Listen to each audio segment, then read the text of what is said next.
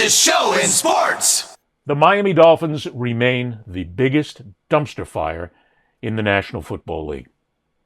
Now, we could talk about a lot of teams that have gone 0-2, and we could talk about how they're suffering right now and a lot of the problems that are wrong. But for the Dolphins, this is a franchise that used to be a proud franchise. The Miami Dolphins used to be a very proud franchise. Used to be a franchise that you'd look at every single year and say, they've at least got a chance to get into the playoffs and maybe contend for the Super Bowl. That hasn't been true for 20 years. Sure, they get close every now and then, but they haven't won a playoff game since almost the turn of the century. And this is a franchise right now that is being beaten up from the inside out. That locker room is a complete and utter disaster at the moment, and the players know it, and that's why the players had a players-only meeting. Albert Grier from Sports Illustrated was appearing on the Rich Eisen show, and he had what might be, and if you listen closely, you'll hear him with a couple of things in there about this players-only meeting that really speaks to the problems with the Miami Dolphins right now. From the captains to the rest of the team about accountability. And it was about accountability to each other and accountability to yourself. And more or less, it was the NFL is going to judge you regardless of your circumstances, regardless of your coaching. The NFL is going to judge you in a vacuum, and it's on everybody to take personal responsibility. And it's more or less closing ranks and saying this isn't about anybody else but the players. And sometimes that happens at the end for coaches, So I think that message was received by the people in that by the players in that building. The tough thing, I think, for McDaniel, and I really like Mike as a coach, and I've known him a long time. I think the tough thing for him is this narrative has been there for the last 4 or 5 months. Like that some of the stars in that building ran wild over the last couple of years, and they spent some time this offseason in their roster building trying to clean all of that up, and that you would have this sort of issue after week one, and that sort of no-show in that week one game against the Colts, and now you're 0-2. I think only further fuels the narrative. The other thing that's just lingering out there is the fact that they're in the middle of, a sort of a soft rebuild. Teron Armstead retired. They traded Jalen Ramsey. They've moved now from the phase where they had 2 on the rookie contract into now he's on a big second contract, and so they're going to be gradually relying on more young players over the next couple of years. And when a franchise does that, the natural question for an owner to ask is, are these the people I want leading the rebuild? One of the most salient things that Richard Grier said on the Rich Eisen show was when he talked about the players-only meeting for the Dolphins and the lack of confidence that he's in that locker room right now. And he said that happens at the end for coaches. That's the key takeaway here, because Mike McDaniel is out. He is not going to survive this season. Well, let me back up. He may, only because there's always one of the great questions. Every time somebody says, fire the coach, well, then who do you replace him with? I mean, sure, there's going to be assistant coaches that will be ready, but then is that what you want to base the rest of your season on? McDaniel is not going to make it. The thing that Grier also said when he talked about what the Dolphins are doing right now is correct. It's a soft rebuild.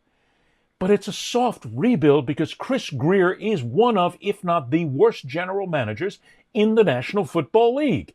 He's the guy who built this team. It wasn't McDaniel who built this team.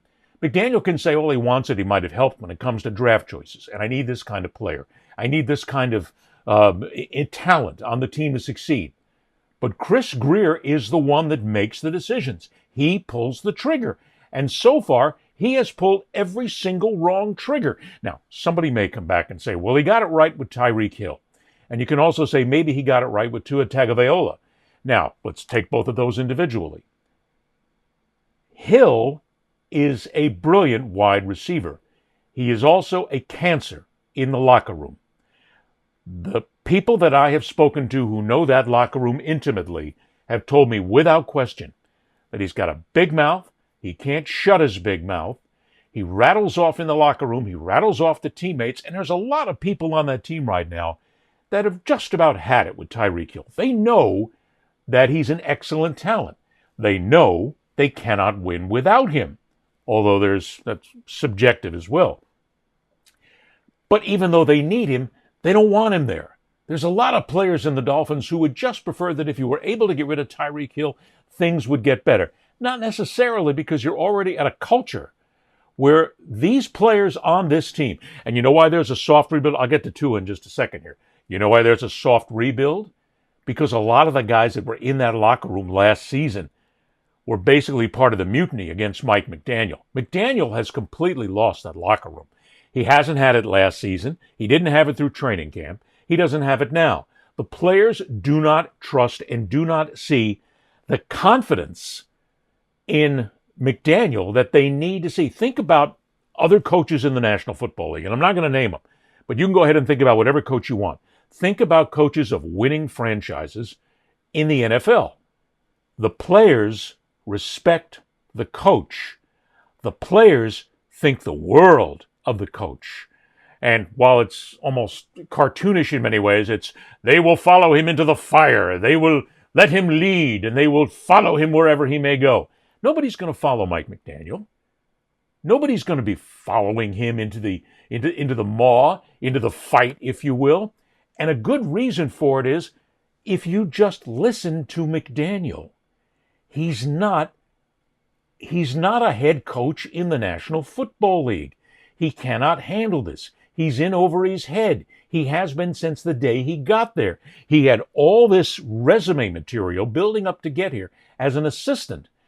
But when you have just lost your second game of the year, when you are 0-2 on the season, and when you are facing, without question, an 0-3 start because you're going to Buffalo to face the Bills, what you don't want to hear and don't want to see, if you're a fan, if you're the owner, if you're the players on the team, you don't want to hear this in the post-game press conference. Have you felt at all, or are you worried in any bit that your message and your voice isn't being received by the entire locker room just at the level it needs to? Yeah, I mean, I think I develop confidence through my watching and seeing how players respond, and that's something that's always a part of my coaching process. And, I think if there was anything that would lend me to believe that messages weren't being received, then you address those things. That, to me, I think, I've seen a team that is trying to do everything they can to win, and coming up short and pressing forward and trying to change that result. So just based upon witnessing actions, that hasn't come across my plate until you asked. This is the guy that you want as the leader in a leadership role for a National Football League franchise? Are you kidding me? He's in so far over his head, the man is drowning. There's a couple of things that you take away from that. What are you, 15 years old? You're a grown man. You can't put sentences together here as the head coach of a National Football League team when you're out there, when you're in front of the media, when you're facing the tough questions. This is the best you can do? Why does anybody find it surprising that when it comes down to what's in that locker room, this team doesn't trust him? There's nothing there to trust. The other line that you got to pick out, when he talks about developing confidence. You're a head coach in the National Football League. You've been here for a few seasons. You shouldn't be developing confidence. You should have confidence. You should be ready to get in there. You should be ready to stick your nose in the fight, and you should be ready to lead this team. That's what football is. It is a war. You've got to be tough about it, and he's not. He's not. Rex Ryan maybe didn't get it all right when he talked about him, but it was Rex Ryan, and there was somebody else on the show last week that talked about it. He's soft. Mike McDaniel is a soft coach. Hi. We're going to go out today, and we're going to try and win the game. We're going to do a nice job. Come on with me. It's okay. It's okay. Everything's fine. We're going to have a great time. Look, in the game against the Patriots, when the Patriots are scoring a touchdown late, Mike Vrabel is running down the sideline to keep up with his receiver. He's into the game. And he's a guy that you want leading the team. Mike McDaniel's not the leader. He needs to go. And look, this is nothing personal. I don't care. He never stole a freight train. I get it. But in the same breath, he's not a head coach in the National Football League. He will lose this job and he will forever be what he is supposed to be. He will be an assistant coach in the NFL, which is where he shines. But as far as making this guy the leadership of a franchise and the leadership role, out, gone. And as a matter of fact, here's one of those things, everybody always looks towards the bye week as a good time to make a coaching change. If and when, and I'm going to say when the Dolphins lose to the Buffalo Bills on Thursday night, you fire Mike McDaniel. You have to. You're 0-3. You're out of it now. There's about what? I don't even know what the statistical chance is here. About maybe what, 3 or 4% that you're even going to make the playoffs at this point? You got to start fixing this franchise now.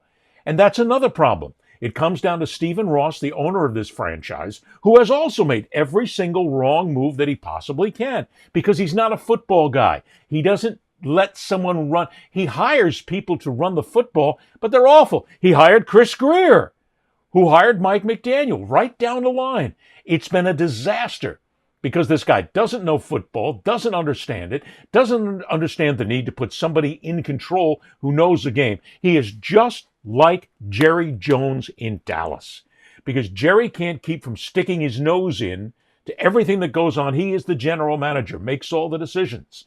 So maybe he's not entirely like Jerry, but he's got that kind of an attitude. If you want to succeed in the National Football League, you have to get the right people in there who can run the team, run the personnel, keep it moving, the leadership role, the guys you want to follow into the fire. Mike McDaniel, I wouldn't follow him into the fire if I had a fire truck behind me spraying me with water. I wouldn't go into a fire with him with 10 fire extinguishers in my hands. I'd never make it out alive. The Dolphins are a disaster franchise right now. And going 0-3 means you got to save this team right now. I mean, look, there's other teams out there that are 0-2 that you would almost expect them to be 0-2. Of course, I don't speak about the Kansas City Chiefs. That's another story altogether. But when you've got 0-2 teams, when you've got teams that are failing, you know they're supposed to fail. And the Dolphins are that team that starting the season, everybody thought was going to fail. And they were right. I talked about Tua. I wanted to make sure that I mentioned him. Tua Tagovailoa is not a bad quarterback. Yeah, I get it. I can hear it right now. Brickbats being thrown at the screen and at the phone because of his interceptions. I get that. But even good quarterbacks are intercepted when they don't have an offensive line that works well. And they have to push the ball. And they have to shovel it in places they normally wouldn't. And they don't see things. You've still got to have the offensive line. And yes, there is a big difference between a Tua and a Brady, or right now a Jalen Hurts. There's a big difference. He's not on that level. But he's still a good quarterback, and it still has the potential to be an explosive offense. But in the same breath, he doesn't have the offensive line, general manager again, coaching again. He doesn't have the personnel. Look, Achane is an exceptional running back, but between Achane and Hill and a few others, you can't run every single play like that. You have to have some variety. They don't have the people. They don't have the wherewithal to be that explosive on offense. Sure, they face a bad defense, and they're going to be a whole lot better. But right now, it's the people in place. It's the Chris Griers of the world who screwed, blued, and tattooed this franchise and give them absolutely no reason to have any confidence whatsoever.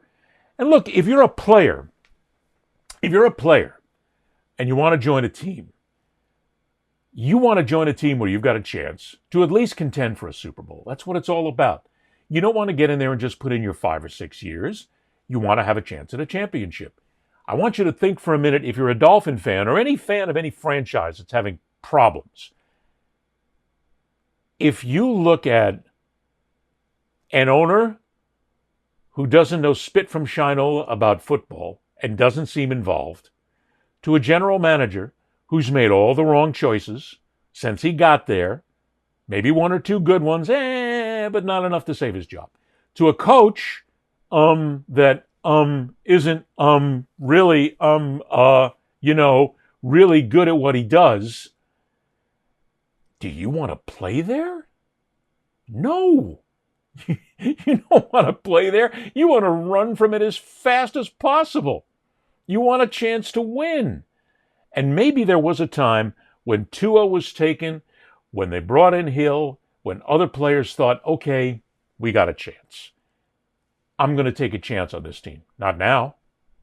Not now. Why would anybody take that chance? Why would anybody take a chance on the Cleveland Browns right now? Why would anybody take a chance on the New York Jets? Why would anybody take a chance on a team where they know they're not going to win, they're not going to contend for a Super Bowl, their career will go by the board, and they will never have experienced what you play the game for, to win a championship? It ain't the Dolphins.